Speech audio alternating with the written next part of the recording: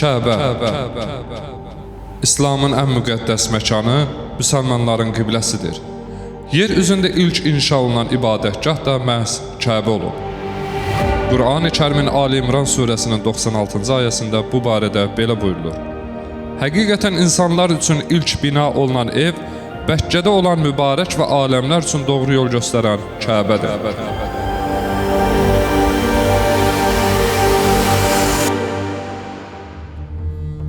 Kəbə sözünün mənası dördbucaq, kvadrat və ya hündür tikili deməkdir. Ərəbcədə Kəbə sözü kub formasına yaxın olduğu üçün bu ad verilib. Amma Kəbə həmişə indiki kimi kub formasında olmayıb. Tarix boyu bir neçə dəfə təmir olunarkən onun forması dəyişib. Kəbənin tarixi çox qədimdir və onun ilk dəfə kim tərəfindən tikildiyi barədə fərqli rəvayətlər var. Bəzi mənbələrə görə Kəbənin ilk dəfə mələklər inşa edib, digərlərinə görə isə Adəm tikib. Başqa bir rəvayətə əsasən Adəmin oğlu Şiş əleyhissalam Kəbəni inşa edib. Ən çox yayılan fikir isə budur ki, Nuhun zamanında baş verən tufanda Kəbə dağılıb və daha sonra İbrahim əleyhissalamın oğlu İsmail ilə birlikdə onu yenidən tikib. Zamanla Kəbə bir neçə dəfə təmir olunub. Məhəmməd Peyğəmbər salavatullah peyğəmbərlik verilməmişdən 5 il öncə 605-ci ildə sel Kəbəni dağıtmışdı. Qəbilələr bir araya toplanaraq Kəbəni yenidən qurmağa başladılar. Onun divarlarını tikən usta Yunanlı yarqum olmuşdu. Misirdən gəlmiş bir usta da ona kömək edirdi.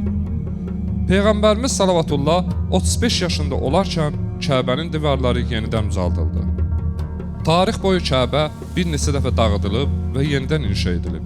Yezid ibn Muaviyyənin qoşunları Abdullah ibn Zübeyrə qarşı döyüşərkən Kəbəni mənzanaqlarla dağıtdılar. Abdullah ibn Zübeyr onu yenidən inşa etdi.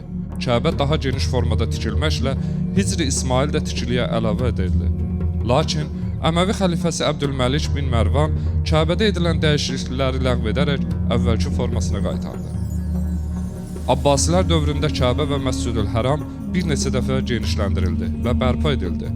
Xəlifə Mehdi dövründə isə ilk dəfə olaraq Kəbənin köhnə örtükləri çıxarıldı, çünki illərlə yığılan örtüklər divarların çökmə təhlükəsi yaradırdı. Osmanlı dövründə Sultan Səlim Kəbənin bərpasını əmr etdi və Sultan Murad bu işi tamamladı. Bir zamanlar Məkkədə baş verən güclü sel nəticəsində Kəbənin ətrafı tamamilə su ilə örtülmüş və insanlar hətta üzərək təvaf etmişdilər. Osmanlılar dövrünə qədər belə hadisələr tez-tez baş verirdi. Sonuncu dəfə qeydə alınan belə bir hadisə 1941-ci ildə oldu. Məscidül-Həramın təmir edilməsi Səud övladları ora hakimiyyətə gələnədək bu xronoloji ardıcıllıqla davam etmişdi. Ali Səud hakimiyyət başına keçdikdən sonra Məscidül-Həramın müsəlmanlara darısqal olduğunu görüb 1947-ci ildə oranın genişlənməsi haqqında əmr verdi. Onun əmrindən sonra 1955-ci ildə Məscidül-Həramın genişləndirilməsi işinə başlandı. Kəbə və ətrafı genişləndirildi, müasir zəvvar axınına uyğunlaşdırıldı. Kəbənin ətrafında drenaj sistemləri quruldu ki, Kəbə ətrafında baş verən suyun yığılma problemləri həll edildi. Kəbənin olduğu bölgədə bu cür hadisələr indiyədək bir daha baş vermədi.